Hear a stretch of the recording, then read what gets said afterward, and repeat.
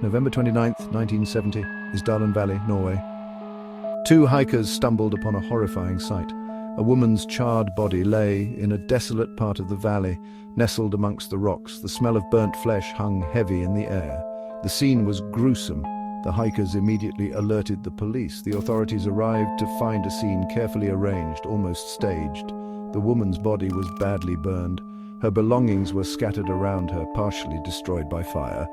It was a puzzle that would consume investigators for years to come. The case quickly captivated the attention of the Norwegian public. Who was this woman, and how did she end up dead in Isdalen Valley?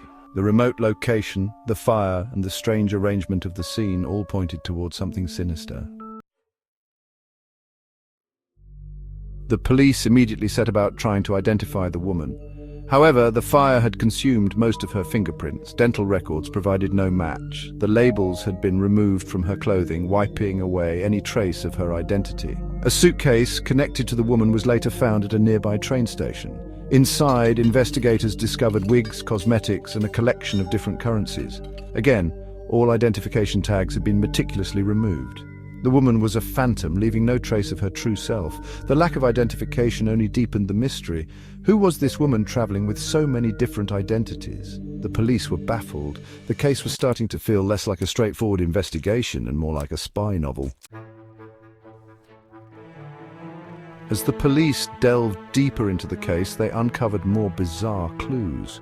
The woman had used several aliases to check into different hotels around Norway. She always paid in cash and seemed to be constantly on the move. Witnesses who had encountered the woman described her as speaking several languages fluently. They also mentioned her striking appearance and an air of secrecy. Some even claimed she wore wigs and changed her appearance frequently. The evidence pointed towards espionage, but for whom? The Cold War was at its peak, and Norway, with its strategic location, was a hotbed for international intrigue. Could this unidentified woman be a spy caught in a dangerous game? The possibility was too compelling to ignore. The police traced the woman's movements back several weeks before her death. Her journey was a convoluted trail across Europe, with stays in various cities and a constantly shifting identity. She was like a ghost, appearing and disappearing at will, leaving behind a trail of false names and unanswered questions. Each hotel registration, each interaction only deepened the mystery.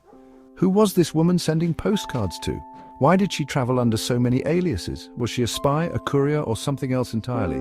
The investigators were chasing a phantom, her true motives always just out of reach.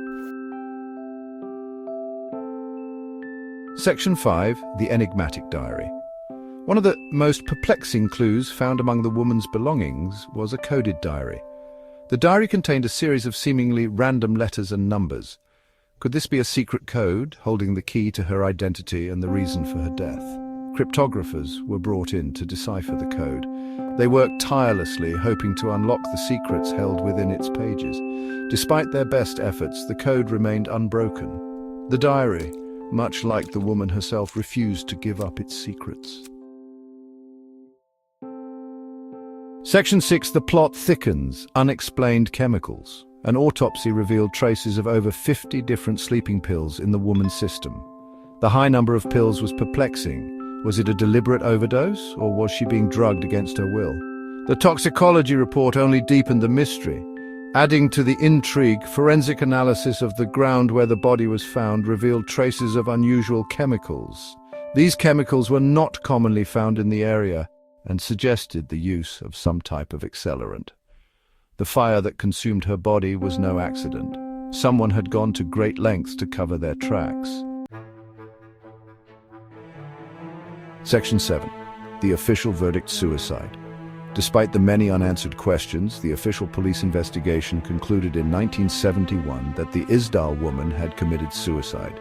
The cause of death was ruled as a combination of carbon monoxide poisoning and an overdose of sleeping pills. However, many people, including some of the investigators, were not convinced. The circumstances surrounding the woman's death were too strange, too staged, to be simply dismissed as a suicide.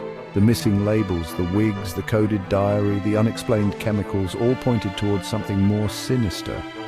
Was this a desperate attempt to close the case, or was there more to the story than met the eye? Section 8. Lingering doubts and unanswered questions. Over the years, the Isdalen woman case has become one of Norway's most enduring mysteries. It has been the subject of countless books, documentaries and podcasts.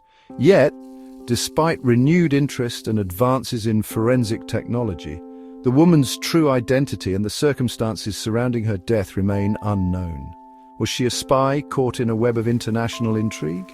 Was she fleeing a dangerous past, or was she simply a woman overwhelmed by a life shrouded in secrecy? The lack of answers continues to fascinate and frustrate those who seek to solve the mystery of the Isdalen woman. And Section 9. The Isdalen woman, forever an enigma. The Isdalen woman's story is a chilling reminder of the secrets people keep and the mysteries that can endure long after they are gone. It is a tale of espionage, identity, and the haunting possibility that some truths may never be uncovered. As long as the mystery remains unsolved, the Isdalen woman will continue to haunt the imaginations of those who dare to delve into her case. Her story is a stark reminder that some cases, no matter how thoroughly investigated, may never have a satisfying conclusion. The Isdalen woman, forever an enigma, continues to challenge our perception of truth and the elusive nature of identity. The valley that claimed her name may hold the answers, locked away in the silence of its rugged terrain,